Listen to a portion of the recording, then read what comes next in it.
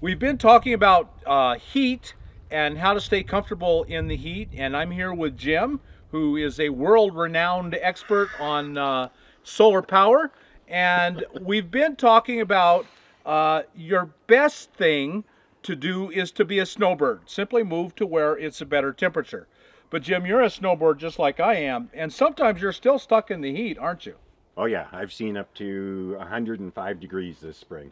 Yeah. So you know you're waiting. The desert starts to get hot, and the mountains are still too cold. And if you go there, you're going to be cold, and if you stay here, you're going to be hot. I'd rather run an air conditioner during the day than the furnace at night. Right. So that's why I'm doing this series, because even as snowbirds, sometimes we have to run into some heat. I'm in Oregon, and I'll run into 90, 95-degree days. And boy, you got to know how to beat the heat, even at that temperature when you're living in a car, a van, or an RV. So I've given you lots of ideas about passive cooling in other videos. In other words, shades and fans and putting moisture around you and different things you can stay cool passively. But active cooling, meaning and air conditioning, just like this, it's too bad that it's totally impossible to run an air conditioner off solar. I mean, but of course it's impossible, isn't it, Jim? No, I don't believe anybody. Oh, okay, you're one of those. If you have to prove it to me, and I'm going to prove you wrong. All right, I'm in favor of that. This air conditioner basically takes, I think this one would actually run off of 600 watts and a decent battery bank to handle the surge. I have 750 watts on top of my trailer. It easily runs this one. The full system of 1185 watts runs two of them. Right. So we're actually, and of course I'm just being a smartass, we're actually here to say to you that you can run an air conditioner off of solar. You got to have a lot of solar, and you just mentioned that 600 would be the absolute bare minimum. I believe 600 during the peak of the day. But that would still only start it and run it, but you wouldn't be charging anything else. No, that would be the air conditioner alone. You're not recharging your batteries. You're not running refrigerators and things like that. Right, and if you're running it during the peak of the day, then you're not. The night before you had run your battery down, so you need to recharge it. And you have Right. other things you're using. Right. So really 600 will run the air conditioner, but not really, it's not practical. That's right. If I had to run the air conditioner at night on my batteries, I would let the solar recharge the batteries and use a generator during the day. Right. Now, but what if we say I've decided I only need 200 watts to run my car, my van, my RV, whatever I'm in, and this takes 600 watts. So if I have 800 watts, I can run this and everything else. Is that true? That's true. Yep. Yeah. And I do, with the 750 watts on my trailer, I run this, I run my hotspots, my computers, my Ingo freezer, well, the list goes on and on, you know Right. me. Yeah, the list goes on and on. And when I have my whole system hooked up, even when the air conditioner's running, I'm charging my batteries. Right. So that's the key thing, is minimum of 600 watts just to turn this thing on and run it, nothing else. Right. And 750 to 800 watts to run this and to do your regular things that you do every day. That's right. And then to charge your batteries on top of all that, then you're up to 1,000 watts and up. That's right. You got to compensate for everything you have going, and charging your batteries is a major part of what you have going. You must recharge your batteries every day. That's right. And even lithium, they say you don't have to charge them to 100%, but if you don't charge them, what are you going to use the next night? Right. Right. That's always the thing. See, it's never in isolation. It was what you used the night before. That's right. It's what you're going to use tonight. Right. You have to be prepared for everything, and well, that's why I'm out here. Yeah, that's why you're out here. We all got to be Boy Scouts and Girl Scouts and be prepared. Yep. But the bottom line is, and this is the critical thing we want you to see and understand, is it is possible to run and air conditioner off of your AC. Jim does it. I've watched him do it many, many times. Off And of my solar. off your solar. I'm sorry. And 600 is the minimum. Not practical because you'll never be able to run anything else. That's right. Really, 800, 750 to 800 to run the battery. I mean the air conditioner, other things, and then 1,000 and up to run the AC, all the other things you want to run, and charge your batteries. That's right. And really, that's not charging your batteries from running the air conditioner overnight. Right. That's just charging your batteries from running, in my instance, the freezer, the hotspots, computers, TV, little microwave, things like that. You have 1,185 watts total. That's right.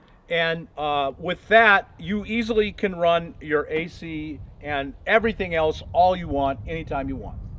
I do it all the time. Right. I do carry a generator for the oh my God moments, but I have to remember once a month to at least start it. Right.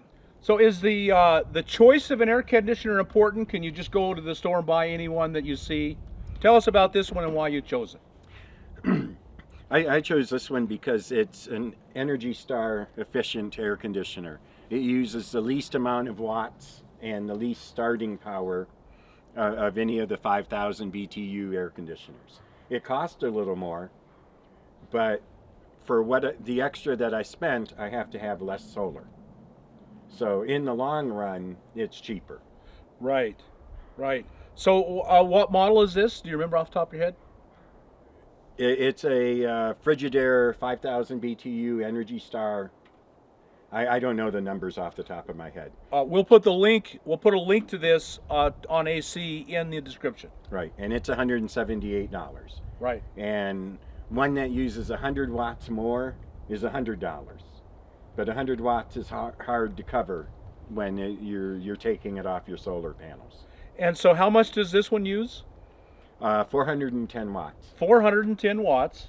And the starting surge is so low that we can start it with an 800 watt inverter generator. And that's a key too, because a lot of people, it's cheaper to buy a generator than it is to buy all that solar. That's right. But most people have problems running a 5,000 BTU air conditioner off of a 1,000 BTU or 1,000 watt generator. And this one will run off of an 800 watt generator with no problems. Because of the low surge. It's specifically designed for a low surge. For the low surge, and then it can drop down into eco mode and be even quieter. Right. And so you've been using this one like this for a long time. About a year and a half. Year and a half. Actually, I started the project 3 years ago. And the original one of these used 450 watts. I've gone to even lower wattage just to be able to run two of them. Right. And in fact, you are now running two of these. I'm running one in the bedroom window and one in the cabinet in my kitchen. Because you have a, I'm sorry, what is it, 25 foot? I have a 25-foot ultralight, which means it's extremely poorly insulated, and it takes more cooling than a well-insulated box would. And you've been just using one, and how does that work for you? One, when it gets up near 100, one will keep it down to 85 in there, either position in the trailer. Two of them, I end up shutting down one of them because it starts getting below 70 degrees, and I'm old, I have arthritis, 70 degrees is a little cold for me. So with two of them, you go down to 70, and you get colder than you want. That's right. You have to turn one of them off, at least, because you're going to get too cold. That's right. Now, folks, we're going to show you a real quick video of installing this, but all the details about everything we're discussing are on Jim's YouTube channel. So he'll talk about his 1,185 watts of solar on his trailer and on his tow vehicle. He'll talk about this. He'll talk about wind generator. What all do you talk about? You talk about everything. I talk about solar, wind generator, solar, cooking, internet devices, how to get internet out here in the boonies, how to use a booster system, directional antennas. I try to teach the essence of what it takes to be out here and make it easier for you to understand. I'm not a highly technical person. I tend to speak in simple terms and teach that way. So that's what I talk about on my channel, and that's the Solar Boondocker. And you can find more information on jimindenver.com, where I design solar for people and make it so they can have these things. So Solar Boondocker is your YouTube channel. That's right. Has everyone got that? Write that down. Solar Boondocker. And Jim will give you the details. See, we're just doing a real quick overview. And we'll do a quick overview of the installation. But all the details will be on his channel. Yep.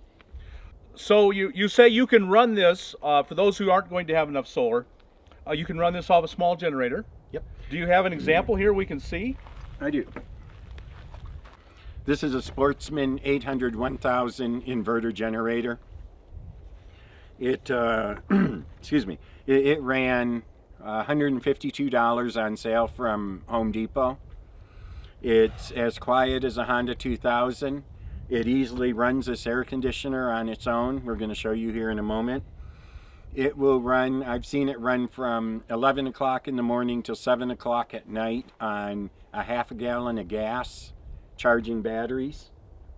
So it's super efficient, super inexpensive, and I've been using it almost 2 years, and I'm tickled with it. Now, if you're going to use this a generator 8 hours a day, every day, in perpetuity or forever, buy the Honda. Right. It has a better sleeve in it. It will last longer. If you're going to use it like I do on the occasion, this thing will last so long that I'll never have to replace it. And then if I do, it's another $152. Right. So buy for your purpose. This is a great low-use generator. I recommend it to people all the time, and I've seen it run day in and day out for weeks at a time, charging up people's batteries for them. I have no complaints. Now, I will say the vents on this generator are on the bottom, so I use this cookie sheet to set it on and protect it. Let me set it down here. Nice thing about this generator is it weighs 19 pounds. Wow. Give the bulb a quick squeeze, put it in choke.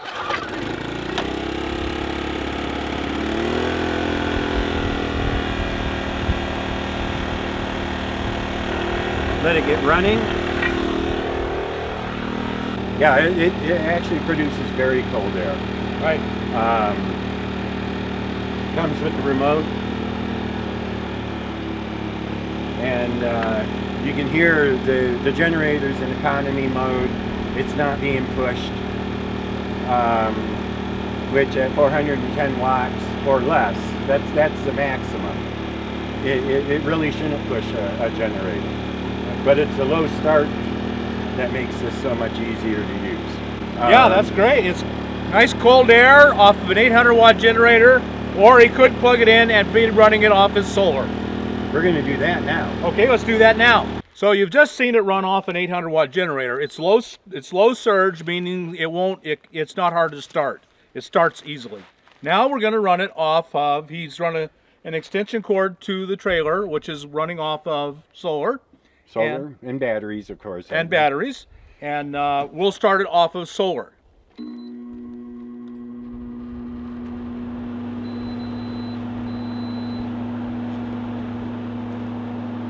And just as easy to start off of my solar system. Right. Now, you have 750 watts on the trailer. Right. And 435 on the truck. Is the truck hooked up to it? The truck is hooked up to it So right all now. 1185 are working. Right. But I ran this for 2 years just off of the 750 and never had a problem with it. This uses somewhere around 30 to 35 amps, and the trailer, 750 watts on the trailer is good for 50 amps. With both of them together, I have no problem. That's 80 amps, and I have no problem running two of them, plus throwing the batteries a bone. Right. I'm very pleased with how it all worked out, and that's why I want to teach you guys how to do the same thing. All right. Yeah. Well, we should mention that while the generator is super, it's cheap, there are disadvantages to running a generator. Oh yeah, you got to buy gas. You've got to listen to it. You have to change the oil. I just don't like, I don't drive hundreds of miles to find the perfect pristine spot only to listen to a generator or make others listen to my generator. Right. And they get stolen. You know, that's one of the big things about generators. You got to have it outside, and people steal them all the time. Well, until I start telling everybody about this, most people look at it and think it's not red and think it wouldn't be worth stealing. And in all honesty, it's just as effective as the Honda 1000. So maybe I'll have to start chaining it up now. Right. And the carrying the gas is a pretty big deal. You got to carry gas for these things. So It stinks. it stinks. Yeah. Is it possible to run this overnight on your batteries? My batteries will run this for 10 hours. If I wanted to run it overnight and then run it again the next day, I would have to use the generator to run the air conditioner and use the solar to replace the power from it overnight. But at least I wouldn't be listening to the generator at night. Right. And hopefully you have enough insulation that you don't have to run it all the time. Well, It sounds like you do have to kind of run it all the time. well, during the day when it's 100, Right. but at night it cools down quite a bit, which means the air conditioner is going to be cycling the compressor, and this one has an energy smart feature that actually shuts the whole thing down like a household air conditioner in between runs, so it's not pulling any power. It'll turn back on when the temperature climbs, but most window air conditioners leave the fan running in between times, and this one will shut down. Good. So it is possible to run it on batteries, but the next day you have to have enough solar to recharge what you took out and run this, and that takes a big bank. Right. Which at 1185 watts you can do that. I can do it. But know this, I have 3 giant 8D batteries for 675 amp hours. Running it overnight is not a little deal. Right. Even for you. Even for me. Plus I've got a freezer to keep going and everything else that I forget to turn off. But, you know. So while you could run these overnight, it really isn't for most people practical unless you're running a generator as a supplement. That's right. Use the generator to replace the bulk of the energy in the morning, and then use it to keep the air conditioner going while your solar takes care of the batteries. Right. There's always a workaround. You have to take what you have and make it function properly. Okay, so why don't you run through a list, just off the top of your head, I know you haven't really thought about this, of what they need to buy for their solar system to make this happen. You're going to need at least 600 watts of solar. I would go 750 to 800 just to be comfortable. You're going to need an MPPT controller so that you get the most out of your panels. You will, of course, need switches and fuse, an inverter that can handle the startup surge of a air conditioner, which I use a trip-light industrial inverter. Of course, the air conditioner itself, and a backup generator to make sure you always have the power you need. What do you think all that's going to cost us? Off the top of the head, I know I couldn't say, so we probably can't ask that question. Well, if you find the panels at a good deal, let's say Let's say 500 for the panels. 500 for the panels.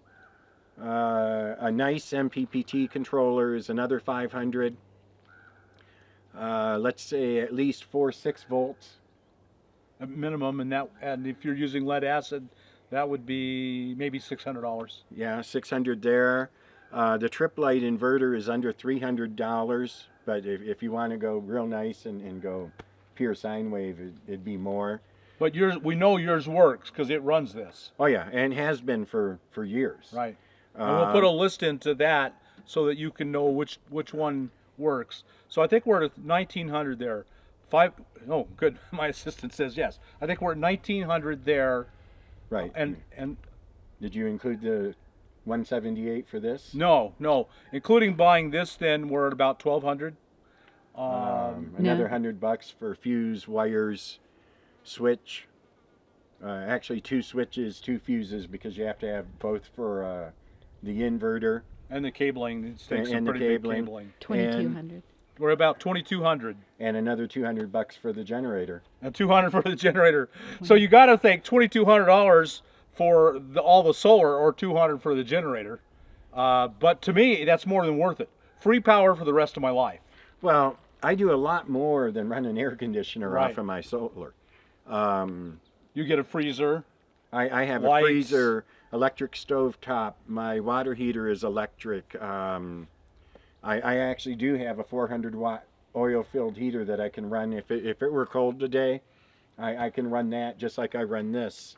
I didn't set up solar just to run an air conditioner. I set up my solar around being able to run an air conditioner. Right. So we're figuring a couple grand for your solar system. $150, $200 for this, $200 for the generator, and for about $2,400, you're cruising. Oh yeah, you've got power coming out the got yin plenty. yang. No. Yeah, you got plenty of power and you're ready to go. So there you go, folks. You really can do this either with the $200 generator or your whole solar setup. And so Jim is the expert to go and get all the details on this. I've not done this yet. I know solar pretty well, but not as well as Jim. So Jim, tell us again how they can get in touch with you. Okay, so you can see me at jimindenver.com, where I do consultation and design for solar. You can see me at my YouTube channel, the Solar Boondocker, and I actually have a video up right now of both my 5,000 BTUs running directly off of the solar system. And I'll be happy to answer questions and assist people as much as I can. Very, very good. Any final words, Jim? If you can do a lot on solar, if you have a lot of solar to do it with. Those are wise words. Those are wise words. I'll say I have 400 watts of solar and I am super happy. I can do everything I want to do. Now you know about active air conditioning. You can actively cool your rig down. We've talked about it. So what do you think is practical to put on the top of a regular van? How much solar can I get on a regular van? Can I get 600 watts? On a flat top van, there are panels that are up to 200 watts, 28 by 56 inches, and you can fit multiples up there to achieve 600 watts easily, possibly up to 700, 800 watts. You got to watch where you're going to put that max air fan. Right. You might want to put that in the back door. And I have a video on putting one in a back door, because if you want to fill your roof with solar, you really need to put it in the back door. Right. And if you can get a hold of them, SunPower makes a 327 watt panel that's just a tad bit bigger than the 250s that are on top of my roof. So you're going to be coming up to 650 watts with just two panels, and those would easily fit on a regular van. Now let me say, I've hung one of my panels. I'm sure you've seen it in videos. One of my panels actually hangs kind of off of the roof, so you could use a rack. Put a rack on. I have a fiberglass, so you're not going to. It's a lot harder to put a rack on a fiberglass. Right. If you put a rack on your roof, you can actually hang over a little bit. I think it would be 750 would not be a problem if you went that route. Overhang a little bit off the back. Run them across, which is not the best, but you can do it. Mm-hmm. And then run it a little bit over, 750 watts. Now on an extended van, I know a guy who got 900 watts and he had three 300s. I think he had Kyocera 315s, whatever those are, running across 3 in a row. And he also had, because it was extended, I think it was 15 feet or something, he also had the fantastic fan up there. Yep. So if you really want a lot of solar, you really want an extended van. Right. And you got to watch the contoured high tops. Yeah, the high tops are the worst. They're just really hard to work with. Even without the contouring, the top isn't as wide as your van is. Right. They really curve in. Right. So you have to work with what you get. And if you start thinking about it beforehand, you can buy everything in a way that makes it possible. Right. But you have to, you can't limit yourself by buying something and then working around it. Right. If you're thinking air conditioning off of solar, you want to really be doing that before you buy your van, unless you already have an extended flat top van. Right. and then you're set with an extended flat top van. Yeah, of course you can always put it out on the ground. Yep. And Or- that would do it. Or you could augment what you have on your roof with a portable. Right. Um, 500-600 watts on the roof is not hard at all, and then 200-400 on the ground would more than do it. right. And that would be tilted and tracking worth at least twice as much. Right. It's easy to tilt on the ground. That's right. And track. Yes. Old people like me do not like climbing on the roof and tilting panels. No. No. Even young pups like me don't like it. So there you have it, folks. You really can realistically run air conditioning off of solar, and if not, for a $200 generator, you can run air conditioning. And we'll have a video later on with Jim of installing it in a window, and I'll show you where he also put it in a cabinet. But go to his channel for the details of all that stuff.